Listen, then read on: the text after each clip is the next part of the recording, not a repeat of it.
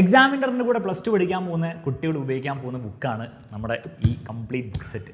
അപ്പോൾ ഈ ബുക്ക് സെറ്റിൻ്റെ ഒരു ചെറിയൊരു പ്രശ്നം എന്താണെന്ന് വെച്ചാൽ, കാര്യം ഇത് അടിപൊളി ബുക്ക് സെറ്റ് ആണെങ്കിലും നിങ്ങൾക്കിത് മര്യാദയ്ക്ക് ഉപയോഗിക്കാൻ അറിയില്ലെങ്കിൽ നിങ്ങൾക്ക് ഇതുകൊണ്ട് വലിയ കാര്യമൊന്നും ഉണ്ടാവില്ല.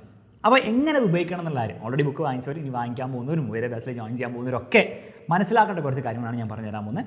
അപ്പോൾ ആദ്യം നമുക്ക് എന്ത് ചെയ്യാം, നമ്മുടെ സ്വന്തം ഫിസിക്സ് വെച്ച് സ്റ്റാർട്ട് ചെയ്യാം. ഫിസിക്സിൻ്റെ ബുക്ക് നിങ്ങൾ എടുത്ത് നോക്കിയാൽ ഫസ്റ്റ് എന്ത് ചെയ്യാൻ പറ്റും, അത് നല്ല ഭംഗിയുള്ള പിക്ചറൊക്കെ ഉണ്ട്. അതിനുശേഷം കണ്ടന്റ് പേജ് ഉണ്ട്. കണ്ടന്റ് പേജിൽ എല്ലാ ചാപ്റ്റേഴ്സിൻ്റെ പേജ് നമ്പർ കൊടുത്തിട്ടുണ്ട്. അതിൻ്റെ ഫസ്റ്റ് ചാപ്റ്റർ നമ്മൾ എടുത്തു കഴിഞ്ഞാൽ നമുക്ക് എന്ത് കാണാൻ പറ്റും, ആ ചാപ്റ്ററിൻ്റെ സിംപ്ലിഫൈഡ് ഡീറ്റെയിൽസ് നോട്ട്സ് എന്ന് പറഞ്ഞൊരു സെക്ഷൻ കാണാൻ പറ്റും. ഇത് ഷോർട്ട് നോട്ട്സ് അല്ല, ആ ചാപ്റ്ററിലെ കംപ്ലീറ്റ് സാധനം സിംപ്ലിഫൈഡ് ആയ രീതിയിൽ, ഡീറ്റെയിൽഡ് ആയ നോട്ട്സാണ് സിംപ്ലിഫൈഡ് ആയ രീതിയിൽ പ്രസൻറ്റ് ചെയ്തിട്ടുണ്ട്. ഇപ്പോൾ ടെക്സ്റ്റ് ബുക്ക് എടുത്ത് വായിക്കുകയാണെങ്കിൽ ഒന്നും മനസ്സിലാവില്ല, എന്നാൽ ഇത് വായിക്കുകയാണെങ്കിൽ കൃത്യമായിട്ട് കൊടുത്തിട്ടുണ്ട്. ഇപ്പോൾ ഇലക്ട്രിക് ചാർജ് എന്താണ് ഡെഫിനേഷൻ കൊടുത്തിട്ടുണ്ട്, അതിൻ്റെ ഇവിടെ നോക്കുകയാണെങ്കിൽ അതിൻ്റെ പ്രോപ്പർട്ടീസ് കൊടുത്തിട്ടുണ്ട്. ഇതൊക്കെ പരീക്ഷയിൽ ഇതുപോലത്തെ ചോദിക്കുന്ന സാധനമാണ്. കൂളുംസ് ലോൻ്റെ ഡെഫിനേഷൻ കൊടുത്തിട്ടുണ്ട്, സ്റ്റേറ്റ്മെൻറ്റ് കൊടുത്തിട്ടുണ്ട്, അതിൻ്റെ ഇക്വേഷനും കാര്യങ്ങളൊക്കെ കൊടുത്തിട്ടുണ്ട്, അതിൽ ശ്രദ്ധിക്കേണ്ട കാര്യങ്ങളൊക്കെ പോയിന്റ് വൈസ് ആയിട്ട് കൊടുത്തിട്ടുണ്ട്. അപ്പോൾ ഒരു മീഡിയത്തിൽ വെച്ച് കഴിഞ്ഞാൽ നിങ്ങൾ പഠിക്കും ചാപ്റ്റർ ചെയ്യുമ്പോൾ അതിന് ഇമ്പോർട്ടൻസ് കൊടുത്തു, ഇക്വേഷനും കാര്യങ്ങൾ പറഞ്ഞു കൊടുത്തിട്ടുണ്ട്. ഇതൊക്കെ പരീക്ഷയിൽ ഇതേപോലെ ചോദിക്കുന്ന സാധനം തന്നെയാണ്, പക്ഷേ വളരെ സിമ്പിളായ ലാംഗ്വേജിലാണ് കൊടുത്തത്. അതുപോലെ ഓരോ പേജിലും വളരെ ഡീറ്റെയിൽഡ് ആയിട്ടാണ് കൊടുത്തിരിക്കുന്നത്. അപ്പോൾ ഇതിൻ്റെ കാരണം എന്ന് വെച്ചാൽ, ഇത് ഈ നോട്ട്സ് ഉണ്ടാക്കുമ്പോൾ ഇപ്പോൾ ഞാൻ ഈ ചാപ്റ്റർ എടുക്കുന്നതുകൊണ്ട് തന്നെ ഞാൻ എന്ത് ചെയ്യും, ഞാൻ ഇൻപുട്സ് പറഞ്ഞു കൊടുക്കും. അപ്പോൾ ഈ വെറുതെ എന്താണ് ആരെങ്കിലും എഴുതിയ നോട്ട്സ് ആയിരിക്കില്ല അത്.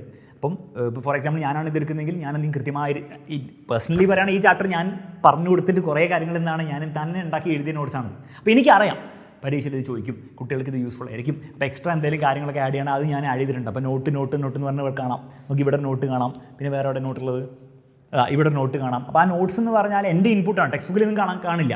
അപ്പോൾ നിങ്ങൾക്ക് മനസ്സിലാകാൻ വേണ്ടി, നിങ്ങൾ ഓർത്ത് വെക്കാൻ വേണ്ടി എക്സ്ട്രാ കാര്യങ്ങൾ ഞാൻ കൊടുത്തിട്ടുണ്ട്. അപ്പോൾ വൃത്തിയിൽ എല്ലാ കാര്യങ്ങളും ഡീറ്റെയിൽ ഡെറിവേഷൻ അടക്കം ഇതൊക്കെ ഡെറിവേഷനാണത്.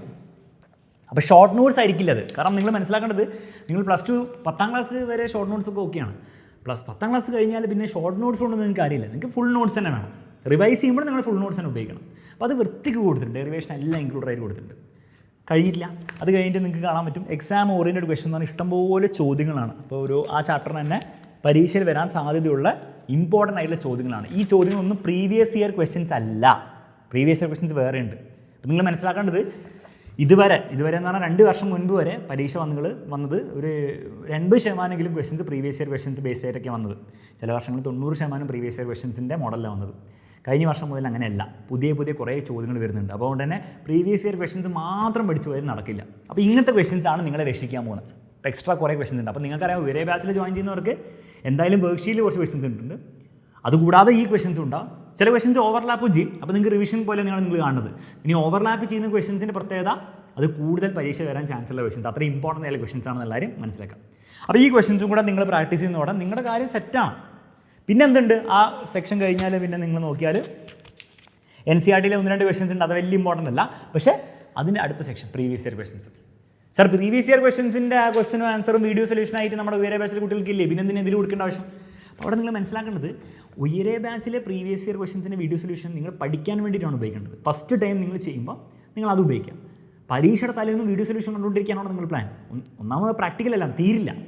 മാത്രമല്ല അതിൻ്റെ അർത്ഥം എന്നാൽ നിങ്ങളൊന്നും പഠിച്ചില്ല എന്നതിൻ്റെ അർത്ഥം. അപ്പോൾ പഠിക്കാൻ വേണ്ടി ഫസ്റ്റ് ടൈം അത് ഉപയോഗിക്കുക. പിന്നെ റിവൈസ് ചെയ്യാൻ വേണ്ടി ഇതാണ് ഉപയോഗിക്കേണ്ടത്. പരീക്ഷയുടെ തലേന്നുള്ള ദിവസങ്ങൾ പ്രീവിയസ് ഇയർ ക്വസ്റ്റ്യൻസ് പഠിക്കാൻ വേണ്ടി PDF തപ്പിപ്പോവുക, അല്ലെങ്കിൽ വീഡിയോ സൊല്യൂഷൻ തപ്പിപ്പോകുന്ന പരിപാടി നിർത്തുക. അത് യൂസ്ഫുൾ അല്ല, സമയം വെറുതെ പോവുകയും ചെയ്യുക. അപ്പോൾ അവിടെ നിങ്ങൾ ഇതാണ് ഉപയോഗിക്കേണ്ടത്. ഇത്രയും കാര്യങ്ങളാണ് ഓരോ ചാപ്റ്ററിനുള്ളത്. ഇപ്പോൾ ഇങ്ങനെ നിങ്ങൾ പോയാൽ ഫുൾ സാധനങ്ങൾ അവിടെ കൊടുത്തിട്ടുണ്ടാവും. അടുത്ത ചാപ്റ്ററിൽ ഇതേപോലെ ഡീറ്റെയിൽഡ് ആയി നോട്ട്സ് ഉണ്ടാവും, ഫുൾ സാധനം അതിൽ കൊടുത്തിട്ടുണ്ടാവും. നിങ്ങൾക്ക് പഠിക്കാനുള്ള എല്ലാ കാര്യങ്ങളും അവിടെ ഉണ്ട്. പക്ഷേ ഇത് നിങ്ങൾ ഉപയോഗിക്കേണ്ടത് എങ്ങനെയാണ്, നിങ്ങളിത് പഠിക്കാൻ വേണ്ടി ഉപയോഗിക്കരുത്. ഈ ഷോർട്ട് നോട്ട്സ് അല്ലെ വാട്ടെവർ നോട്ട്സ് നിങ്ങൾ പഠിച്ചു കഴിഞ്ഞിട്ട് വേറെ ബാച്ചിൽ നിങ്ങൾ ലൈവ് ക്ലാസ് കണ്ടു കഴിഞ്ഞിട്ട് റിവിഷന് വേണ്ടിയിട്ടാണ് ഈ ഷോർട്ട് നോട്ട്സ് ഉപയോഗിക്കേണ്ടത്. അപ്പോൾ ആ രീതിയിലാണ് നിങ്ങൾ ഇതിനെ പറ്റി കാണേണ്ടത്. അല്ലാണ്ട് പഠിക്കാൻ വേണ്ടി ഉപയോഗിച്ച് കഴിഞ്ഞാൽ കുഴപ്പമൊന്നുമില്ല, പക്ഷേ 90% മുകളിലൊക്കെയാണ് നിങ്ങൾ എക്സ്പെക്ട് ചെയ്യുന്നത്, നടക്കില്ല. എല്ലാ സബ്ജക്റ്റിലും ഇതേ മോഡലാണെന്നുള്ള കാര്യം മനസ്സിലാക്കാം. കെമിസ്ട്രി എടുക്കുകയാണെങ്കിലും വളരെ ഡീറ്റെയിൽ ആയിട്ട് എല്ലാ കാര്യങ്ങളും വൃത്തി കൊടുത്തിട്ടുണ്ട്. പ്രത്യേകിച്ച് ഓർഗാനിക്, ഇതിപ്പോൾ ഫസ്റ്റ് ചാപ്റ്റർ സൊല്യൂഷനാണ്. ഓർഗാനിക് അല്ല, ഓർഗാനിക് കെമിസ്ട്രിക്ക് എത്തുമ്പോൾ കുറേ റിയാക്ഷൻ ഉണ്ട്. റിയാക്ഷനൊക്കെ വരുമ്പോൾ ഭയങ്കര യൂസ്ഫുൾ ആയിരിക്കും. വളരെ ഡീറ്റെയിൽ ആയി കൊടുത്തിട്ടുണ്ട്. പിന്നെ ക്വസ്റ്റ്യൻസും കാര്യങ്ങളും. ഇപ്പോൾ ഞാൻ ഓർഗാനിക്കിൻ്റെ ഒന്ന് കാണിച്ചു തരാം. കാരണം നിങ്ങൾ പ്ലസ് 1 പഠിക്കുന്നതല്ലോ, പ്ലസ് 2 കുറേ ഓർഗാനിക് വലിയൊരു ചാപ്റ്റർ തന്നെയാണ്. മാത്രമല്ല കുറേ റിയാക്ഷൻസ് ഉണ്ട്, അതൊക്കെ വൃത്തിയിൽ കൊടുത്തിട്ടുണ്ട്. ടെക്സ്റ്റ് ബുക്കിൽ ഇങ്ങനെ നിങ്ങൾ കാണില്ല. ടെക്സ്റ്റ് ബുക്ക് എടുത്ത് നോക്കിക്കോ, കുറേ എഴുത്തുകളുടെ ഇടയിൽ കൂടിയാണ്. അത് നെസസറിലി മോശം കാര്യമൊന്നുമല്ല, പക്ഷേ പെട്ടെന്ന് പഠിക്കുമ്പോൾ നിങ്ങൾക്കൊന്നും നടക്കില്ല. അപ്പോൾ ഇതിൽ വൃത്തിക്കുന്നതാണ് എല്ലാ റിയാക്ഷനും നിങ്ങൾക്ക് കാണാൻ പറ്റും.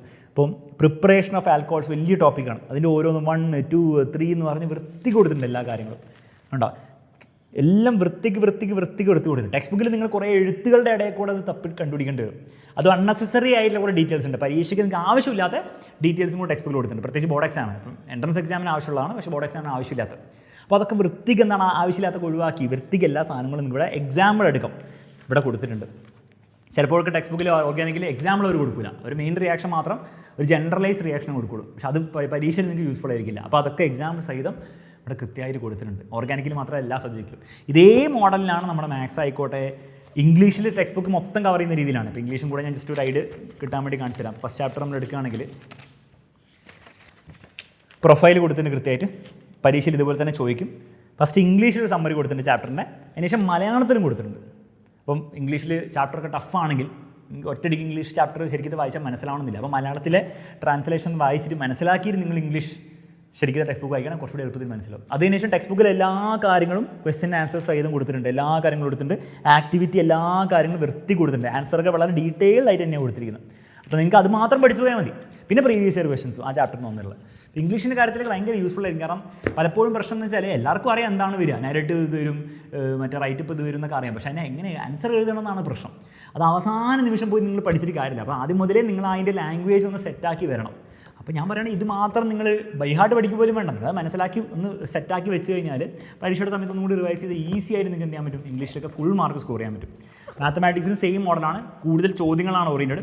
ഹിന്ദിക്കും കമ്പ്യൂട്ടർ സയൻസിനും ബയോളജിക്കും ഒക്കെ ഈ ഒരു ഫോർമാറ്റിലാണ് ചെയ്തിരിക്കുന്നത്. അപ്പം സമ്മറൈസ് ചെയ്യുകയാണെങ്കിൽ ബുക്കിൽ എല്ലാ കാര്യങ്ങളും ഉണ്ട്. ഇത് ഉപയോഗിച്ച് നിങ്ങൾ പഠിച്ചാൽ നിങ്ങൾക്ക് ഈസി ആയി 90% മുകളിൽ കിട്ടുന്ന കാര്യം നിങ്ങൾക്ക് തന്നെ മനസ്സിലാവും. കാരണം നിങ്ങൾ തന്നെ ആലോചിക്കുമ്പോൾ മനസ്സിലാവും, തോന്നുന്നുണ്ടാവും നിങ്ങൾക്ക് ഇതന്നെ തീർക്കാൻ അത്ര സമയം എടുക്കുന്ന കാര്യം. പക്ഷേ ഇത് ഉപയോഗിക്കേണ്ട രീതി എങ്ങനെയാണ്? നിങ്ങൾ എനിക്കൊന്നും മിക്ക കുട്ടികളും ഇത് കാണുന്നത് ഉയരെ ബാച്ചിലൊക്കെ ജോയിൻ ചെയ്തവരായിരിക്കും, അല്ലെങ്കിൽ ജോയിൻ ചെയ്യാൻ പോകുന്നവരായിരിക്കും. അപ്പോൾ ഉയരെ ബാച്ചിൽ ലൈവ് ക്ലാസ്, അതിലെ കാര്യങ്ങൾ ഓരോ ലൈവ് ക്ലാസ് കഴിയുമ്പോൾ എന്തൊക്കെ ചെയ്യണമെന്നുള്ള കാര്യം അറിയാലോ. അത് അറിയില്ലെങ്കിൽ ഈ വരുന്ന ദിവസങ്ങളിൽ നമ്മൾ ലൈവിൽ പറഞ്ഞുതരും. മാത്രമല്ല ചാപ്റ്റർ നമ്മൾ വൺസ് ക്ലാസ് സ്റ്റാർട്ട് ചെയ്താലും പറഞ്ഞുതരും. Work sheet, previous year questions, അങ്ങനത്തെ കാര്യങ്ങളൊക്കെ ഉണ്ട്. സെലക്റ്റഡ് NCERT ക്വസ്റ്റൻസ് അതൊക്കെ ഉപയോഗിക്കുക.